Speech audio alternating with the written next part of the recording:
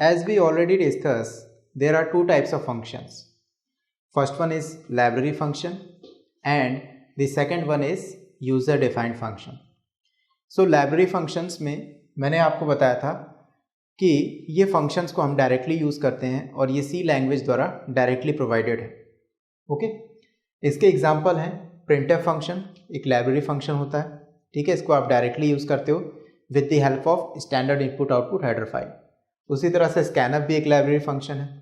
Then अगर आपको square root find करना हो किसी नंबर का तो आप उसके लिए डायरेक्टली जो है मैथ हेडर फाइल के अंदर जो है ये फंक्शन प्रेजेंट होता है SQRT, जिससे हम किसी भी नंबर का स्क्वायर रूट फाइंड कर सकते हैं. उसी तरह से अगर किसी नंबर का पावर कैलकुलेट करना है तो उसके लिए POW एक फंक्शन होता है. इस तरह से वेरियस लाइब्रेरी फंक्शन जो है हमारे पास अवेलेबल है सी लैंग्वेज में. Now coming to user defined function. User defined function को हम अगेन 4 पार्ट्स में क्लासीफाई करते हैं. हम इसको 4 पार्ट्स में क्लासीफाई जो करते हैं, इसमें आपको ये ध्यान रखना है कि इसका सिंटैक्स अगर आपको ध्यान है तो आप इसके 4 पार्ट्स को ईजिली समझ पाओगे. जब मैंने आपको इसका सिंटैक्स बताया था कि यूज़र डिफाइंड फंक्शन का सिंटैक्स किस तरह लिखते हैं, तो उसमें मैंने बताया था कि सबसे फर्स्ट क्या आता है, रिटर्न टाइप, कि पर्टिकुलर जो फंक्शन है वो क्या रिटर्न कर रहा है जिस फंक्शन ने इसको कॉल किया है. देन फंक्शन का नेम, उसके बाद उसकी पैरामीटर्स लिस्ट. ठीक है, एंड देन पर्टिकुलर फंक्शन की बॉडी जिसके अंदर हम उसका लॉजिक इंप्लीमेंट करते हैं. ठीक है, तो यहाँ पे रिटर्न टाइप और पैरामीटर लिस्ट, जिसको हम समटाइम्स आर्गुमेंट भी बोलते हैं, तो रिटर्न टाइप और आर्गुमेंट के बेस पे फंक्शन को 4 पार्ट्स में क्लासीफाई करते हैं यूज़र डिफाइंड फंक्शन को. ठीक है, one by one each function को हम स्टडी करेंगे. सबसे फर्स्ट है function with no arguments and no return. ऐसा फंक्शन जिसमें कोई भी आर्गुमेंट ना पास हो और ना ही कोई वो रिटर्न कर रहा हो. ठीक है, एग्जाम्पल के लिए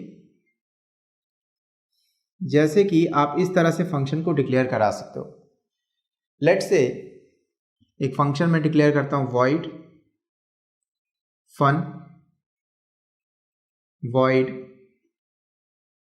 और ये उसकी बॉडी होगी फंक्शन की. इसके अंदर वेरियस स्टेटमेंट्स लिखे हैं. तो इस फंक्शन के पास ना ही आर्गुमेंट है और ना ही रिटर्न टाइप है. रिटर्न टाइप void का मतलब है कि it does not return anything. तो जब भी नो रिटर्न टाइप हो मीन्स आप समझ लो कि वहाँ पे void हमने यूज़ किया है. ठीक है, नो आर्गुमेंट हो वहाँ पे आप ये समझ लो कि void यूज़ किया गया. तो no arguments with no return means आपने ना ही आर्गुमेंट पास किया ना ही रिटर्न पास किया. देन सेकेंड इसका क्लासिफिकेशन है function with arguments and no return. Okay, तो फंक्शन विथ आर्गुमेंट में यहाँ पे आर्गुमेंट आप पास करोगे. ठीक है, और इस पर्टिकुलर फंक्शन का रिटर्न टाइप होगा, नो रिटर्न टाइप होगा. तो आर्गुमेंट में आप क्या पास कर सकते हो. लेट्स से मेरे पास एक ऐसा फंक्शन है जो कि कोई भी रिटर्न नहीं कर रहा है लेकिन आर्गुमेंट ले रहा है. लेट्स से मुझे फंक्शन में मैंने आर्गुमेंट पास कर दिया 2 number, int x int y, और इन 2 नंबर्स में जो भी मैक्सिमम होगा उसको ये फंक्शन फन जो है फाइंड करेगा. ठीक है, तो यहाँ पे मैंने आर्गुमेंट प्रोवाइड किया है बट रिटर्न टाइप नहीं प्रोवाइड किया है. तो ये सेकंड क्लासिफिकेशन हो गया.